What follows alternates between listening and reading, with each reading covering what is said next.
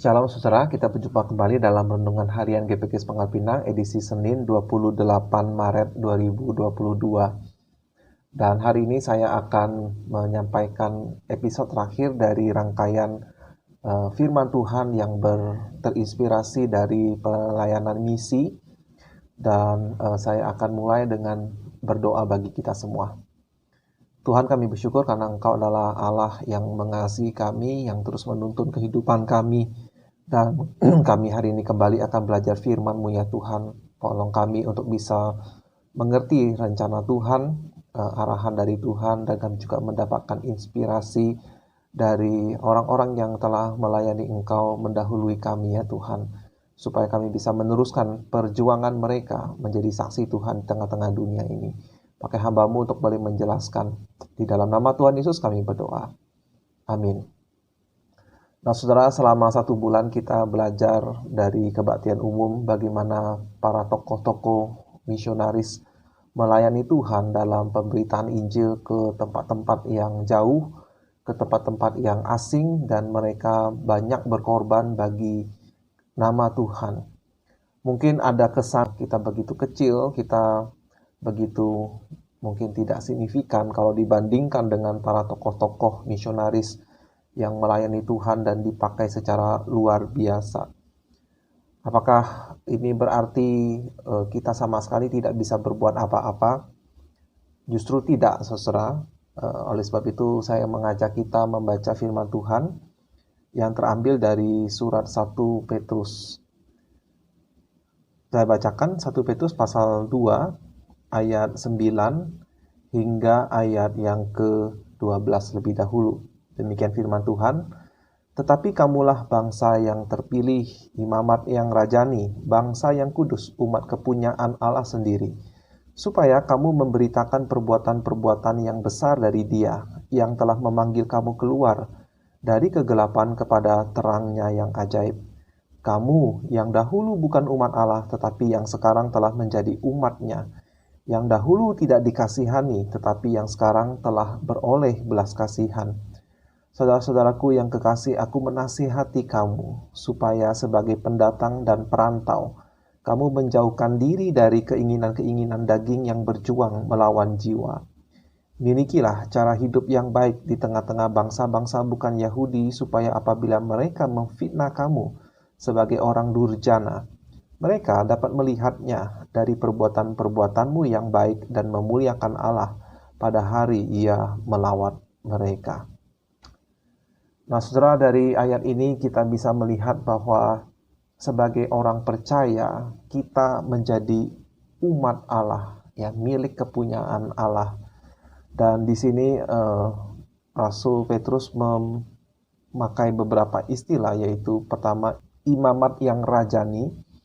Ini adalah 2 gelar yang cukup istimewa di masa Perjanjian Lama, karena imam itu adalah orang-orang yang bertugas untuk membawa persembahan, mempersembahkan kurban kepada Allah, sekaligus juga untuk mengajarkan ajaran-ajaran firman Tuhan kepada bangsa Israel. Tetapi disebut juga yang rajani, artinya milik Allah. Ya, kita adalah anak-anak raja, yaitu Yesus Kristus Raja segala raja. Dan dikatakan kita adalah bangsa yang kudus. Di dalam Kristus, semua orang dari segala suku, kaum, dan bangsa itu ditebus menjadi bangsa yang kudus, umat kepunyaan Allah sendiri. Nah, yang menarik adalah kita itu dipanggil dan ditempatkan di dunia ini. Di sini dengan jelas dikatakan supaya kamu memberitakan perbuatan-perbuatan yang besar dari Dia. Jadi tugas pemberitaan Injil atau amanat agung dari Tuhan itu ditujukan kepada semua orang yang adalah umat Allah Israel yang rohani. Kita dipanggil untuk memberitakan perbuatan-perbuatan yang besar dari Allah. Apa spesifiknya? Yaitu Dia yang memanggil kita keluar dari kegelapan, yaitu dalam dosa, dari maut, kepada terangnya yang ajaib. Jadi dari kehidupan yang gelap sehingga hidup dalam dosa, tetapi menjadi umat pilihan Allah yang mengenal kebenaran, kekudusan. Kita mendapatkan firman Allah, terang yang ajaib. Lalu dikatakan dulu kita bukan umat Allah, sekarang jadi umatnya. Dulu tidak mendapatkan belas kasihan, tetapi sekarang kita mendapatkan belas kasihan, pengampunan dosa. Nah, bagaimana kita dipanggil untuk menceritakan perbuatan-perbuatan Allah yang besar itu? Tentu saja ini adalah panggilan untuk kita secara terbuka untuk menceritakan Injil. Ya, kita dengan sengaja menceritakan Injil itu, perbuatan Allah yang besar itu, yang menebus kita, yang mengubah kehidupan kita. Tetapi ada satu pendamping dari kesaksian verbal kita, yaitu kesaksian dari tindakan kita. Di ayat 12, milikilah cara hidup yang baik di tengah-tengah bangsa-bangsa bukan Yahudi, supaya apabila mereka memfitnah kamu sebagai orang durjana, mereka dapat melihatnya dari perbuatan-perbuatanmu yang baik dan memuliakan Allah pada hari Ia melawat mereka. Jadi selain dari Injil secara verbal kita beritakan, cara hidup kita pun harus mencerminkan kebenaran firman Allah yang kita beritakan. Sehingga itu menjadi penguat, menjadi penolong ketika orang-orang itu dikatakan kalau suatu hari mereka dilawan oleh Tuhan. Karena kita percaya, kita tahu firman Tuhan mengatakan manusia itu secara natural mati secara rohani. Ya. Kerohaniannya mati, tidak bisa melihat Allah. Kecuali Roh Kudus yang melahirbarukan, memberikan dia hidup yang baru, hati yang baru, sehingga mereka bisa melihat kebenaran firman Allah itu dan menjadi percaya. Pada hari Allah melawat mereka, hati mereka tergugah dan mereka melihat, oh orang-orang Kristen yang pernah menceritakan Injil kepada saya, memang hidup mereka itu baik, hidup mereka itu berbeda. Bagaimana? Dan sebetulnya surat 1 Petrus ini panjang lebar menceritakan seperti apa cara hidup yang baik itu. Misalnya, ayat 13, tunduklah karena Allah kepada semua lembaga manusia, baik kepada raja sebagai pemegang kekuasaan yang tertinggi, maupun kepada wali-wali yang diutusnya, untuk menghukum orang-orang yang berbuat jahat dan menghormati orang-orang yang berbuat baik. Jadi kita dipanggil untuk memiliki cara hidup yang baik, justru dengan menjadi warga negara yang baik. Apalagi kalau pemerintah kita itu melakukan hal-hal yang baik, tentu secara individu bisa aja ada oknum-oknum yang berbuat kotor, yang bermain kotor, memakai jabatannya untuk keuntungan mereka. Tetapi secara aturan, secara polisi, kalau mereka melakukan yang baik dan memang itu yang dilakukan oleh pemerintah, misalnya bangsa kita Indonesia, maka kita harus tunduk kepada mereka. Dan itu menjadi salah satu contoh sederhana cara hidup yang baik.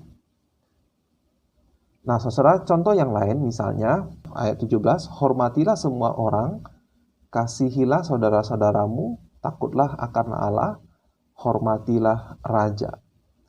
Lalu dikatakan ayat 18, hai kamu hamba-hamba, tunduklah dengan penuh ketakutan kepada Tuanmu. Wow. Bukan saja kepada yang baik dan peramah, tetapi juga kepada yang bengis. Sebab adalah kasih karunia jika seorang karena sadar akan kehendak Allah menanggung penderitaan yang tidak harus ia tanggung. Nah, saudara, di sini adalah satu kenyataan yang luar biasa tentang bagaimana kalau seorang Kristen yang mengerti akan tanggung jawabnya sebagai saksi.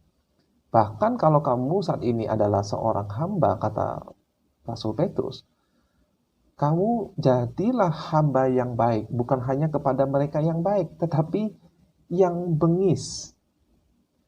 Sebab adalah anugerah jika kamu secara sadar, karena kehendak Allah, kamu menanggung penderitaan yang tidak harus kamu tanggung.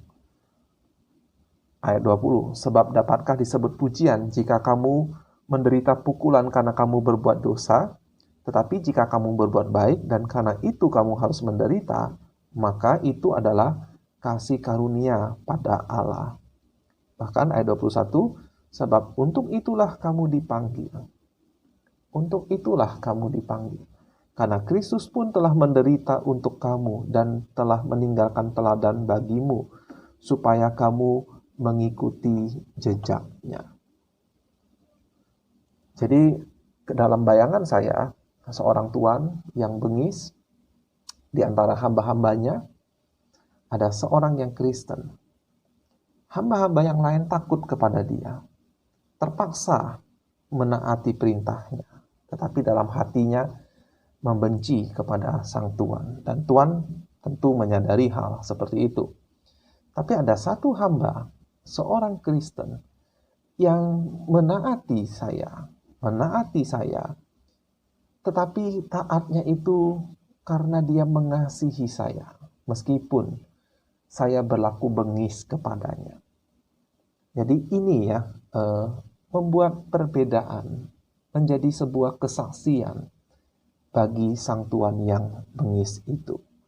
Dan contoh yang lain lagi, misalnya di pasal 3 ayat 1, hai istri-istri, tunduklah kepada suamimu, supaya kasusnya serupa dengan sang tuan tadi, tuan yang bengis, supaya jika ada di antara mereka suami-suami yang tidak taat kepada firman, mereka juga tanpa perkataan dimenangkan oleh kelakuan istrinya, jika mereka melihat bagaimana murni dan salehnya hidup istri mereka itu.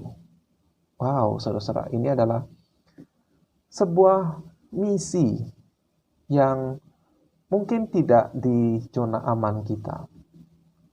Kalau para misionaris yang pergi ke luar dari daerah mereka, itu jelas bukan zona aman mereka. Tetapi kita juga, meskipun kita menjadi misionaris lokal di posisi kita masing-masing, Tuhan memanggil kita untuk siap sedia untuk memasuki zona yang tidak nyaman bagi kita.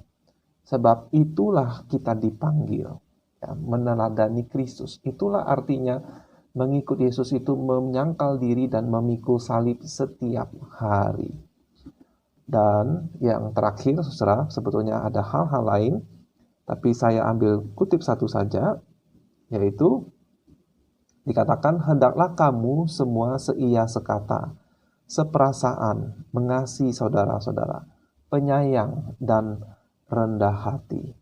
Ya, ayat pasal 3 ayat 8. Jadi menjadi seseorang yang menjalankan amanat agung itu hanya sebagian orang yang Tuhan panggil secara khusus untuk pergi lintas budaya. Tidak semua orang Kristen dipanggil untuk pergi sebagai utusan ke tempat yang berbeda budayanya dengan dirinya. Karena memang Tuhan memberikan karunia pada masing-masing orang seturut dengan kerelaannya. Ini berarti sebagian yang tidak diutus Tuhan untuk pergi melintasi budaya yang lain adalah dipanggil untuk menjadi misionaris secara lokal. Baik itu dengan perkataan, tetapi juga ada kesaksian yang dengan perbuatan. Ya, bahkan tadi kita melihat Petrus berkata, biar tanpa perkataan suami melihat istri, ya, bagaimana istrinya saleh, murni hidupnya. Dan saya sadar, saudara, ini adalah tantangan yang tidak mudah bagi setiap kita. Sebab setiap kita itu punya perasaan, punya pikiran, kita punya pendirian. Ya, ada kalanya kita tidak ingin ditindas, kita ingin membela diri, atau setidak-tidaknya kita ingin menghindari dari kesusahan-kesusahan seperti itu. Tapi disinilah kita melihat Tuhan memanggil kita. Nah, saya mendorong saudara untuk membaca surat 1 Petrus ini secara lengkap. Karena di situ saudara bisa melihat bagaimana seorang rasul yang menasehati jemaat, bagaimana mereka menggenapi amanat agung. Saya membayangkan perasaan Petrus. Dia adalah orang yang pernah punya agenda pribadi ketika mengikuti Yesus. Yang punya cita-cita pribadi, tetapi dia terkejut melihat Yesus mati, menderita di kayu salib. Dan dia sampai menyangkali pernah mengenal Yesus. Tetapi Yesus mengasihi, Yesus memanggil, Yesus mengampuni, Yesus memanggil dia menjadi pemberita Injil. Dan dia telah menjadi seorang pemberita Injil yang berani, yang memberi teladan. Dan dia berharap agar jemaat juga mengikuti teladan Yesus, mengikuti teladan dirinya yang memberitakan Injil. Tidak hanya dengan perkataan, tetapi juga dengan perbuatan. Kiranya saudara kita bisa mawas diri kita, ya, apakah kita sudah memiliki cara hidup yang baik di tengah-tengah bangsa kita yang majemuk, di tengah-tengah bangsa kita yang ada banyak agama yang berbeda, tetapi kita hidup rukun, kita hidup baik, kita menjadi saksi. Sehingga ketika kita menceritakan Injil, halangan-halangan itu lebih tidak ada kalau kita punya cara hidup yang baik. Dan saya akan tutup dengan menceritakan sedikit bagaimana pengalaman kami ketika mengikuti acara Napaktilas CFMU di daerah Kalimantan Utara. Dan waktu itu kami dipisah menjadi beberapa kelompok, lalu pergi dengan mobil, dan saya masih ingat sampai ke titik di mana katanya para misionaris itu mendarat lewat sungai, ya, sampai ke titik di pedalaman di Kalimantan itu untuk memberitakan Injil. Dan bagaimana penduduk setempat menceritakan bahwa dahulu itu tidak ada jalur darat, harus lewat sungai yang berliku-liku di tengah hutan, di tengah pedalaman Kalimantan. Tidak ada listrik, dan kalau cuaca hujan, arus sungai begitu deras, mereka harus menepi di tengah hutan itu, menunggu, kalau bahkan sampai bermalam, sambil menunggu hujan reda, lalu kalau sungai sudah tidak berbahaya, baru mereka melanjutkan. Dan ketika mereka tiba, mereka tinggal di tengah-tengah suku Dayak yang pada waktu itu masih animisme, yang masih haus darah. Dan mereka memberitakan Injil di sana. Saya yakin para misionaris itu sangat memahami arti dari surat 1 Petrus ini. Menderita untuk hal-hal yang bisa mereka hindari. Dan mereka juga menunjukkan cara hidup yang baik, sehingga orang-orang di pedalaman Kalimantan itu bisa mengenal Tuhan, menerima Tuhan, meninggalkan kepercayaan mereka dan juga kebiasaan mereka yang gelap, yang haus darah itu. Oleh sebab itu kita sekarang menjadi saksi di tengah-tengah masyarakat yang beradab. Maka sebetulnya tugas kita mungkin tidak sesulit, tidak seberat para pendahulu kita. Sebab itu mari kita lakukan dengan sebaik-baik mungkin. Sampai jumpa saudara, Tuhan Yesus memberkati.